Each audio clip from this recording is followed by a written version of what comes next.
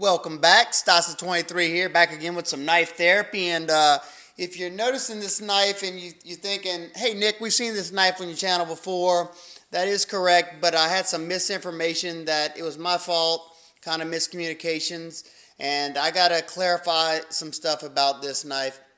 But first, I want to tell you a little something.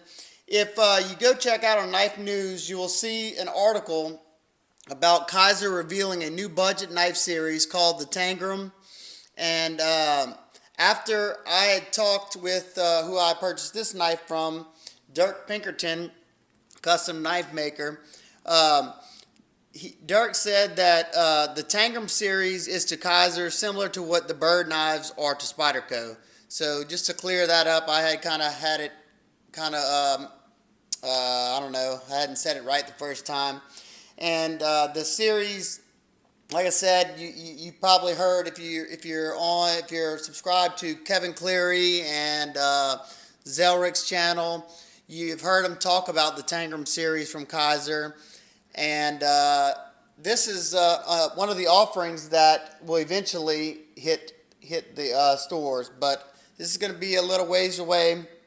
I'm sorry, I just wanted to get this out. This is actually a prototype that I bought from Dirk Pinkerton at Blade Show 2017. The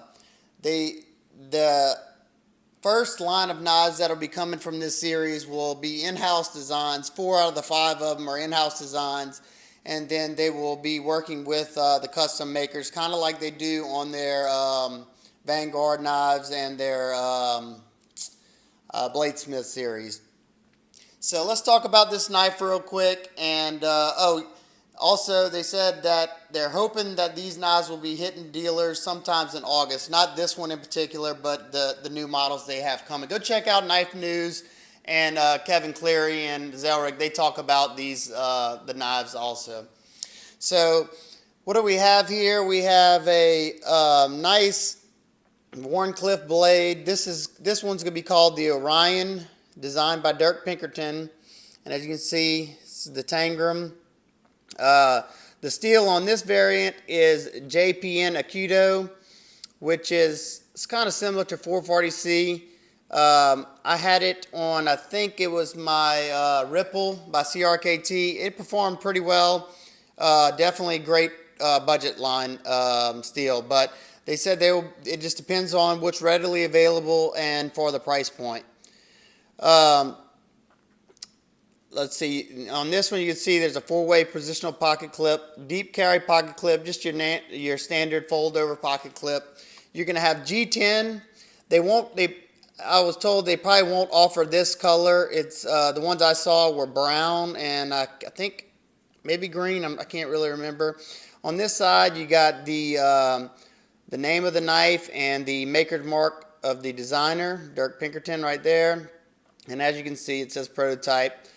The jimping on this, I like it a lot. It's got this crosshatch pattern on there, and it gives just enough grip to where it's not too grippy.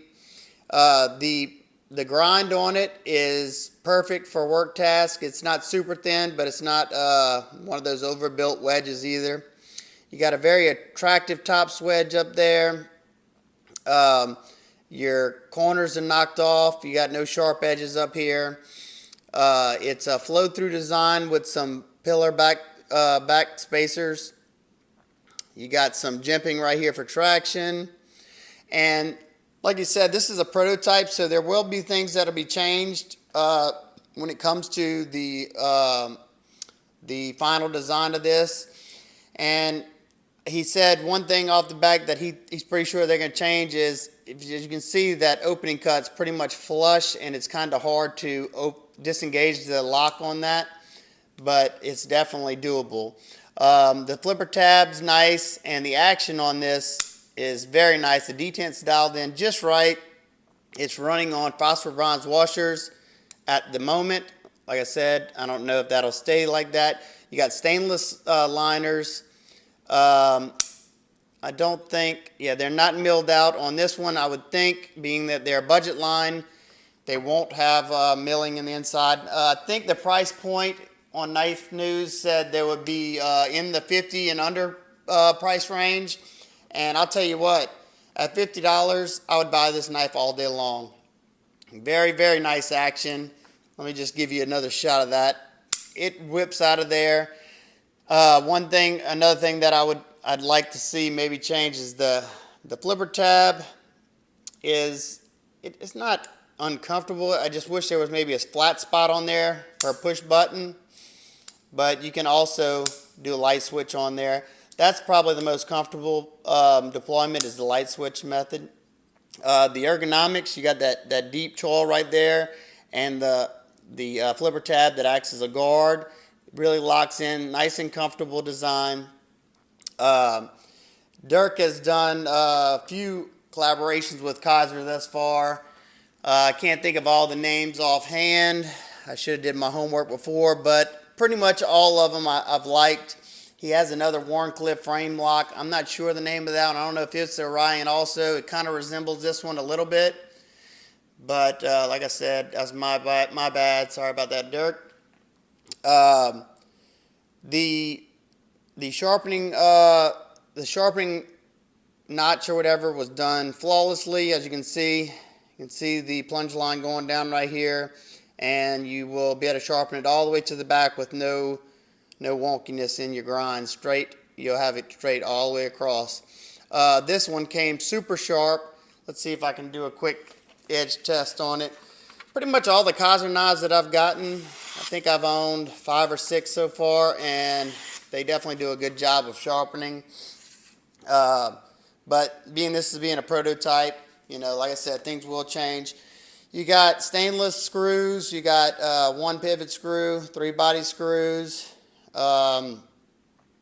Just wanted to get you a quick look and just give you an idea of what to expect with the new Tangram line that's coming out some part later this year, or actually coming up really soon. And if it comes out in August, it's coming up in probably less than a month away. So I'm really excited to see these hit the market.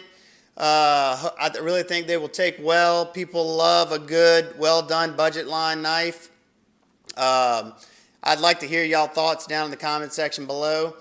And for everybody who's entering my giveaway, I want to say thank you to all y'all who've left some good ideas on what to see next, and I really appreciate that. It's sometimes hard to come up with different ideas, and I heard everybody. I'll definitely try to get some knife modification videos up. I currently can't edit my videos right now because I'm doing everything from my iPhone, and it's not the easiest thing to edit videos. If anybody's ever tried, you know what I'm talking about. So as soon as I can get that figured out, I'll definitely try to do some knife modification videos, step by step, some DIYs. That was probably the most asked video that people want to see, and the next was doing sharpening videos. And where my sharpening system's set up, I don't really have the lighting to do that as of now, but I'm definitely going to work on all that. I definitely want to do what my audience wants to see. I enjoy sharpening, and I'm definitely not a professional at it. I get good edges and I get sharp edges, so if that's something y'all want to see, I'll definitely work on trying to get it there. I might be able to show y'all how I do my edge maintenance with my Spyderco Sharp Maker. If you don't have that system, it's a great system, coming in. I think you can buy it for like $60, sometimes cheaper, depending on where you get it. I absolutely love that. Whenever I sharpen a knife on the wicked edge, I touch it up with the Sharp Maker and keep that knife razor sharp. As long as you don't damage the edge, you can do it with the ceramic rods. All right, I'm kind of getting off topic. Hope everybody's having a wonderful day, and remember, guys, to live every day as if it were your last. Peace.